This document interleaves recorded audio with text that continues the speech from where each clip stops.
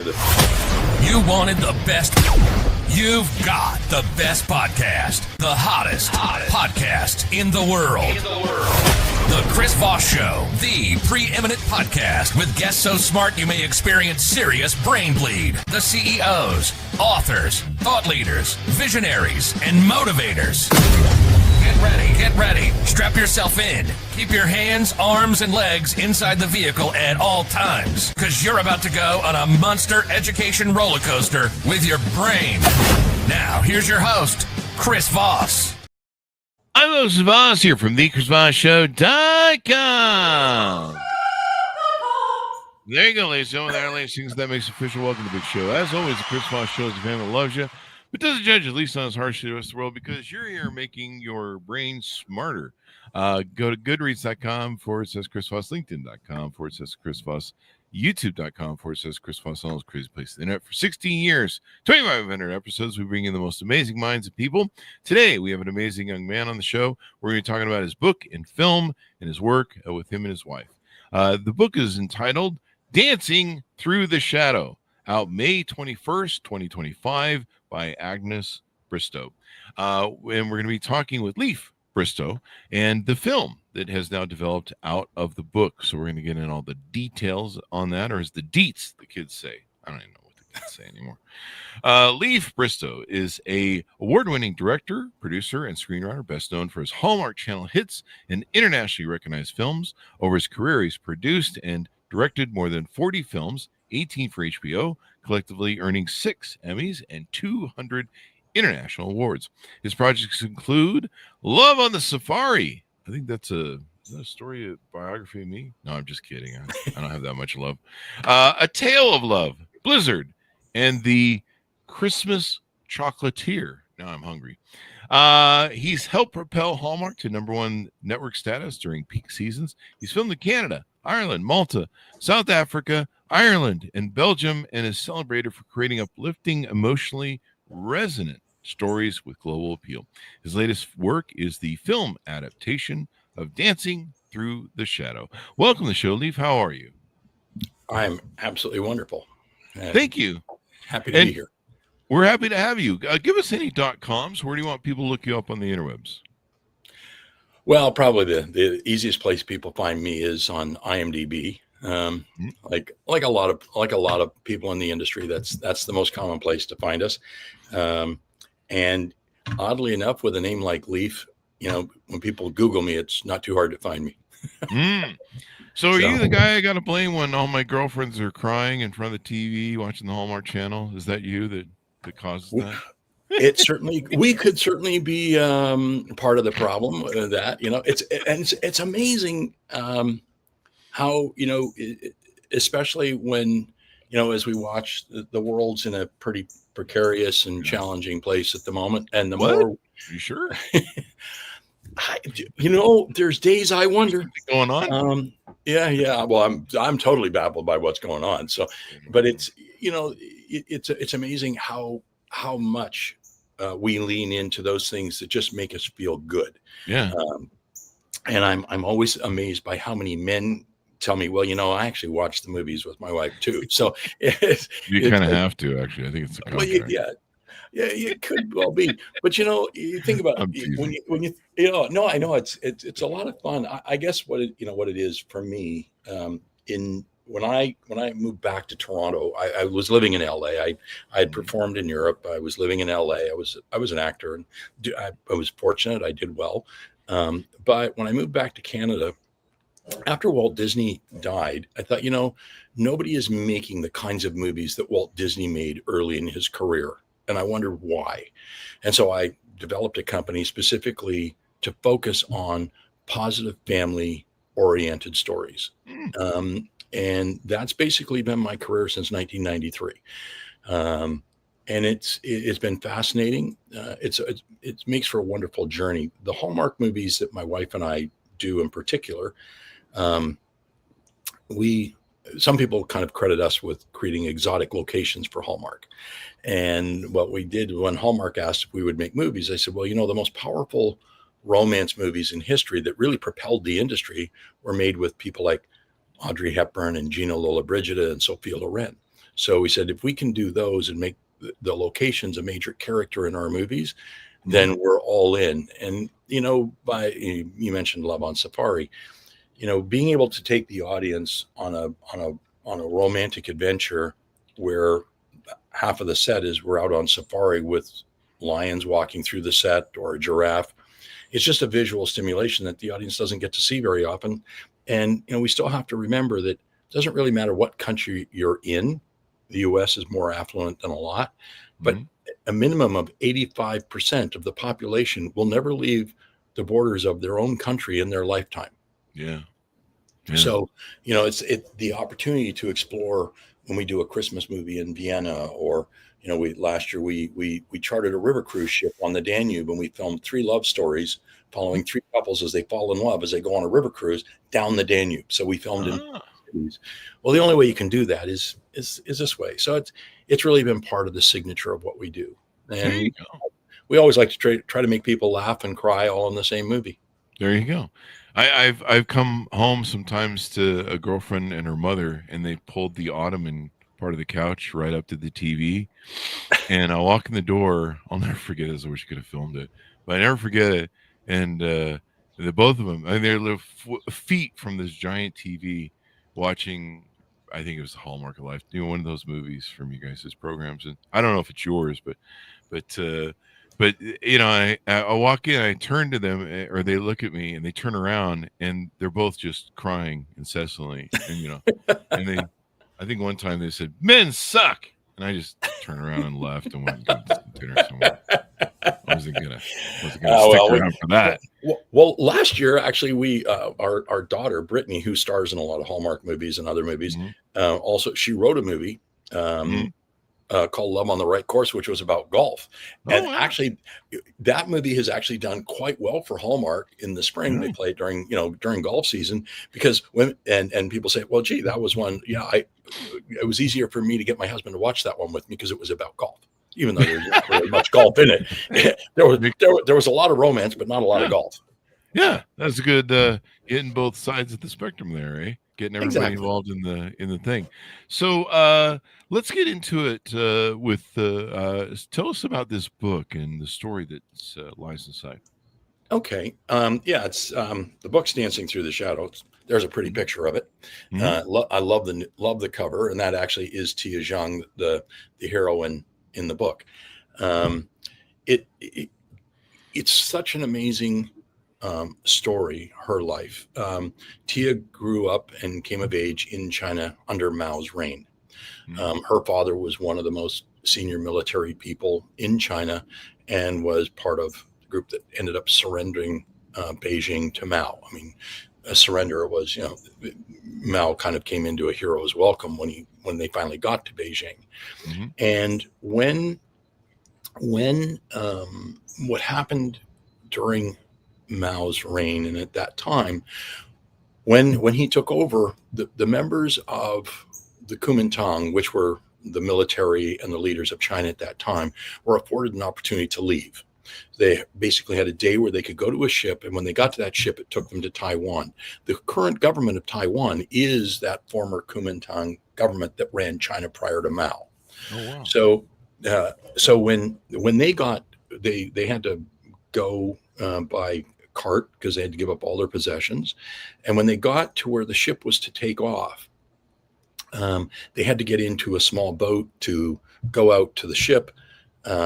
And when they got there, soldiers said they recognized her father. Well, they started shooting machine gun fire into the air. Wow. And as they were going out to get into the boat, her younger brother, who I think was 6 at the time or 9, she was only 10, I believe, 11. And one of the bullets came down and hit her brother's leg. So they ran back to shore because he was bleeding, and mother refused to get into the boat because she had to deal with brother. And so the boat left. So they were stranded in China. Wow.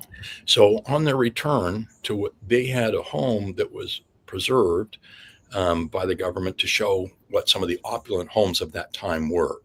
Because he was one of the highest military officers in China at the time. They had a massive home with servants and everything else. And when they returned to the home, it was basically filled with other people.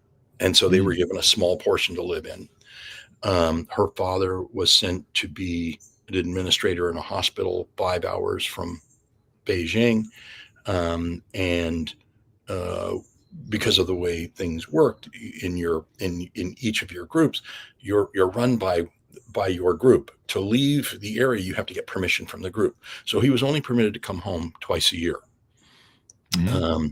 And so then Tia's mother, because they no longer had the money and wealth they had before, her mother worked in a dress factory, sewing dresses. And at a certain point, when they had dances at the factory, so Tia got to go. Well, at a certain point, there was a woman by the name of Betty Oliphant from Canada who was invited to come and set up China's first ballet studio of European and the ballet that we in North America know. As opposed to traditional Chinese ballet. And so Betty Oliphant went over to launch the school, and Tia wanted to audition, and she became known as the Jumper. And she's a very, very strong-willed human being. So she went in to do the audition. Betty Oliphant asked them all to raise the back of their tops so she could see their backs. And Tia refused because it would be improper for her to show her back. But Betty Oliphant chose her to be in the school. So she actually was in the very first graduating class of the Beijing Dance Academy. It's the same one. I don't know if you recall, there was a movie a number of years ago called Mao's Last Dancer. It won an Oscar. Well, the dancer in that was chosen by Tia to go to school there, and he graduated 10 years after she did. So it's, and so what the family endured during that period while Tia was there, she went through the complete change of Mao's upheaval in the country with the Chinese Red Guard and all of these things. And there came a point in Tia's life while she was at the school, and it was always thought that she would go on and be the principal ballerina. She was considered the greatest traditional Chinese dancer ever. And when she was, when at a certain point, when the Red Guard came into power, they just brutalized everything. Teachers were taken out in front of the school and beaten because the students were now in control. Tia was told, because she was an assistant at the school at the time, not to look the students in the eye by the students because she was mean. I think I remember this story of the students beating the. Oh yeah, it was brutal. I mean, and this is where Mao created mass confusion because he was falling out of favor, and to gain control of the country again, he did, and I'm going to say it. He pulled a Donald Trump. He worked at unleashing the youth of society against everyone else, saying it was the youth that was going to change China. The intellects in the country were the problem, that what they needed to do was to burn all the books, that the press was the enemy of the people. Therefore, they needed to get rid of the press because it was all reporting fake news. So that needed to disappear. The students were the ones that should be in control, and that the workers were the ones that were in the worst shape because the intellects were trying to control the country. So he started weeding out all of the intellectuals and placing them into labor camps and things like that, which is what many of his campaigns were about. And so at a certain point then, Madame Mao decided they were having a fight with Russia because Russia was supposed to provide them food in exchange for iron ore. And China really, in all of the years of the Cultural Revolution, they never produced enough iron ore to build a bridge, I don't think. So then they got into a fight with Russia, and everything came to a stalemate, and the people were starving. There was, it's estimated that between 35 and 70 million people died under Mao's reign, and many of that through starvation in the western provinces, because the farm fields, all of the men had been recruited to work on the iron, to try to get iron ore and to work in the factories, and the women and the children and the older men were left in the villages, and they had massive rains, and the tractors were just stuck in the mud. No one could get them or use them, so all the crops rotted, and the people were starving to death. And so what Tia witnessed in the city, because of the famines and the starvation, was horrific. And then she met a young man, and this is what really, the book is a wonderful love story. What Agnes was able to do by spending a couple of years really talking to Tia in detail was to understand how to tell the story through Tia's eyes, which is what's so important about this story. And understanding the level of adversity that she was faced and what she did to overcome it. She, at a certain point, Tia was asked to model for a statue. When the CCP came to power, they decided they were going to make statues of the most beautiful faces of the new China.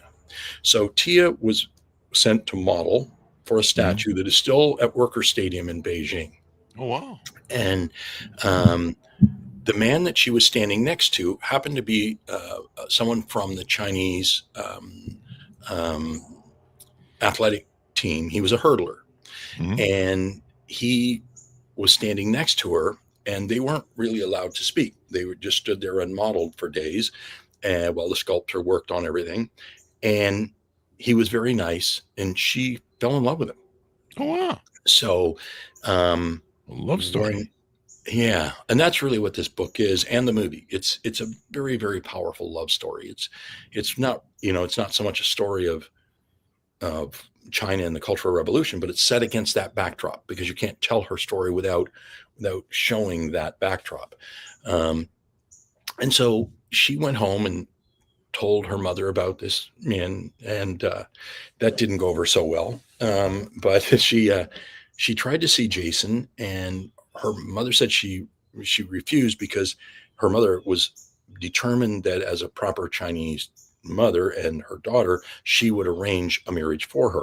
Tia wanted nothing to do with the men that she picked. She said that she had met Jason, and then after the modeling of the statue, she convinced her mother to go to a screening of a ballet at a theater to commemorate the new statue. And Jason was there, and so mother met him. And when she got home, she said she wouldn't permit it because Jason was too tall, and he wasn't educated at the level that she wanted, because he was on the athletic team. So about a year went by, and Jason was away and hadn't received Tia's notes. And at a certain point, Tia was beginning to think maybe she wasn't going to see him again. And then he showed up at her door, not realizing the note that she had given him was in a pocket in a jacket, but he had been sent away to train, and the jacket was in a different place. So he had no way to contact her. Wow. So he came back, he found it, and he came to her home. And so mother allowed them to visit. But then when they said when she said she wanted to marry Jason, she absolutely forbid it. And there was a whole period of time, months went by, where they did not speak. There's a scene in the movie, and it's talked about in the book, but there's a scene in the movie that is unbelievably powerful. And every one of my actors who in that scene, who are all Chinese, some were South Korean, but they're all Asian actors. And every one of them said they've experienced this exact same conversation in their home. My lead actress had just undergone the same thing, where mother basically said, "You will do what I say, or you're dead to me, and you will no longer be part of this family." Wow. I get that weekly from my mom. So Tia said there was no way she was going to give up on Jason. And so she left and went back to the ballet school. And her sister came, and, she said, the family's miserable because Tia won't give him up. And she said, "I won't give him up." So finally, mother said, "Okay, come here and bring Jason." So she went, brought Jason, and mother said, okay, I have reconsidered, and I'm willing to permit you to see Jason on the condition that he go to university.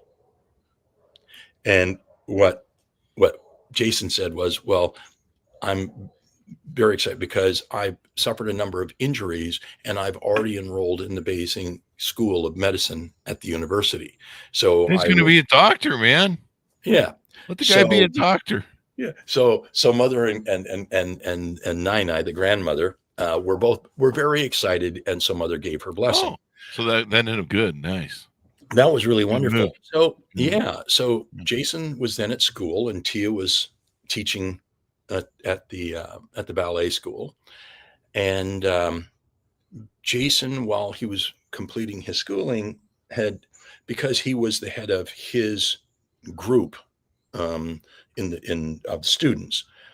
So as the leader of his group of students, he asked a question of the superior about why they weren't allowed to do something or whatever.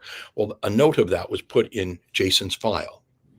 Mm-hmm. So on basically the day or immediately following his graduation from university as a doctor of Chinese medicine, he was notified that he would be being sent to a labor camp to reconsider his thinking. And most of his thinking, you need to reconsider your thinking. Well, it's the same thing that Mao did with all the intellectuals in China. He sent them to labor camps to get rid of them, so that the country was being run by people without education that he could control. And so in the labor camp he was sent to, most people never returned from. It was very close to the Russian border, freezing in winter. They didn't have proper heat.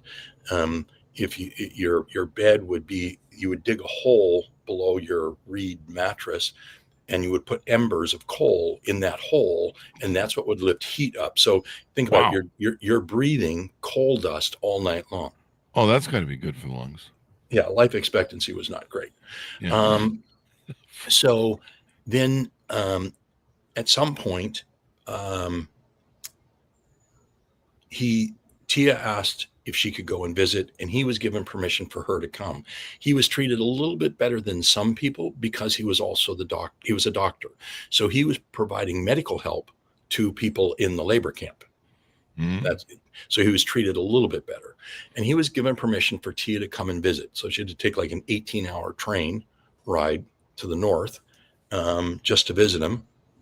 And while she was there, she became pregnant because they got married when he was being notified that he would be sent away. They got married even without the blessing of the government. They had a quick wedding, knowing that knowing that she might never see him again. They got married anyway. They got married anyway. Wow. Yeah. Hope is the enduring thing of humanity. Yeah. So he then so he's up to labor camp. She goes up and she comes back and she finds out that she's pregnant. Oh. So during that period, and just before she was to give birth, she gets a letter saying that the school is being shut down. Madame Mao decided that ballerinas didn't understand what hard work was like. She closed the dance schools and determined that she would send all the ballerinas to labor camp so they could learn to work alongside the peasants and understand what hard work was all about. So and the problem was she couldn't take the baby. And so 56 days after her son was born, she had to give up her baby and then go to a labor camp. Wow. That is amazing. And she was only able to see her son a couple of times in 3 years. Across 18 years of his life, or the next 3 years? The next 3 years after that. For the first 3 years of his life. She only saw him a couple of times. So he was being raised by his mother and her mother, and so his grandmother and his great grandmother were the ones raising him. And sometimes he would get to go to Jason's family. There you go. So we want people to go read the story so they can find out. I think we've got that teased out enough. How is this moving with getting into the book, into the movie and stuff like that. Tell us a little bit about that process. Well, it was such a powerful book, and I mean, I can remember sitting there reading the book, and I read a lot of scripts. I don't read a lot of manuscripts because, well, I read about 300 feature film and television movie scripts a year, based on what's submitted to me for directing, producing, and financing. And I love reading a good script because then it allows my mind to paint all the pictures of what it's supposed to look like. With a book, quite often the authors paint all the pictures. So I find it really hard to read books because I'm the one that wants to paint the picture. But I sat and I read this book in one sitting, and there were so many times where it just brought me to tears, realizing how powerful the story was, and just recognizing and the empathy and feeling of what was going on. You're drawn into the book in a way that is just magical. So out of that, we said, okay, the book is one thing, but as a filmmaker, how do we tell a story that is not, most movies that are made in China never make it out of China. And they're all propaganda movies anyway, because everything has to be approved. Every page has to be approved by the Chinese government before you film it. With something like this, I knew that, the only things that North Americans and most of the world has ever seen from China are sitcoms or, Jackie Chan movies or things like that. But when you consider there's over 50 million people in North America of Asian ancestry, it's a big part of our combined demographic in Canada and the United States. Yet, as neighbors to this part of our society, we know very little about China. We know very little about our Chinese friends. We don't necessarily understand the customs other than going to a Chinese restaurant. So what was powerful about this was it wasn't a sitcom. This is modern history of China, that by telling one woman's story, this is not just Tia's story. It is Tia's story, but many millions of Chinese people went through this same history, and their children are alive and living in North America. So this is many, many people's story that they can relate to. And I think I wanted to be able to make a movie. I wish it, like many movies, there's no way you can do complete justice to the book. To do that, I would have had to do about an 8-hour movie or a 6-part miniseries. But what's powerful about the movie is it was really the opportunity to create a visual experience that people could gain a better understanding. And maybe that would cause them to go read the book, or the book will cause them to watch the movie. But it's a real opportunity for us to learn and see a part of history that isn't that far in the past. And how it's so easy to be destined to repeat the same history. Yeah. The one thing man can learn from his history is that man never learns from his history. Isn't that the truth? Thereby we go round and round. I mean, if you studied history and how things roll, you understand what's going on in 2025, and you're horrified. At least if you live in America. So 2025, people, if you're watching this 10 years from now on YouTube, assuming it still exists and everything else does exist. So there you go. It's amazing. People always bug us on YouTube because we've been on there for like 20 years or something in there. Like, you're still writing about the iPhone 2, and you're like, that was in like 2005 or something. What are you doing? I don't know what it is amazing. Don't write me either.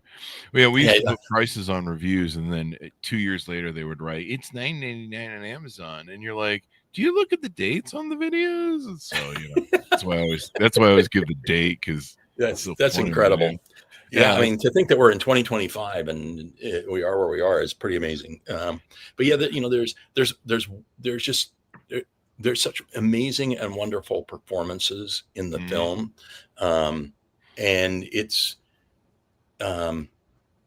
I would encourage anyone to get the book, because that they can do that really fast on Amazon. It's right there. We've been very fortunate. It's been in the bestsellers list for over a couple of months now. So we're really thankful for that. MGM is distributing the film for us now worldwide. So I'm just not quite sure which network in the U.S. has recently picked it up, but I will be finding out pretty soon. Oh, there you go. Is it in? So has it been released yet then?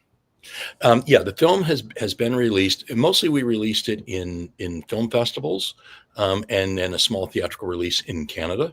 And then MGM picked it up to distribute worldwide. So it'll primarily, I'm hoping that what they do is do an Amazon premiere with it. Since MGM is now owned by Amazon, that's my hope. There you go. That we see it there, because the real goal with the book and the film, more so, there's the wonderful ego as a filmmaker, and as a director, of saying, "Gee, I'd love to see it in 1,000 cinemas." But the real truth is, that's not how we watch motion pictures anymore in this world. We watch Marvel movies and big Disney, mega pictures in the movie theater. But the real truth is, 90% of all the content we watch via a streamer anyway. So I would rather that it's seen by people all over the world as much as possible, because it's also an incredible education to helping people understand what is something about the Chinese community, understanding recent Chinese history. This will give you a better understanding of who China is today, just by understanding more about those people who are our neighbors in society, and than we currently do.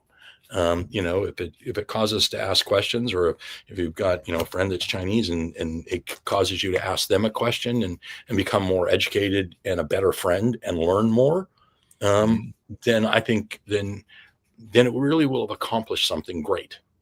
There you go. There you go.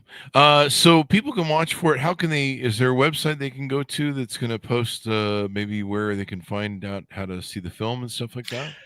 We will post that on dancingthroughtheshadow.com, which is also, that is the website for the book. It's the website. We will post anything to do with the film on that site as well. As soon as I get the list of countries and channels that MGM has placed it on, then we'll be putting that up so that people will know where they can see it near them.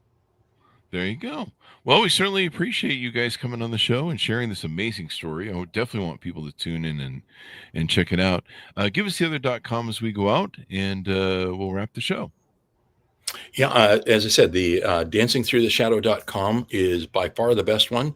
And if you can't find that, just look Leif Bristow up on the internet, and you can always, I'm easy to contact, I'm easy to find, and I can always send you the information. There you go. Well, we certainly appreciate it. Thank you very much for coming on the show.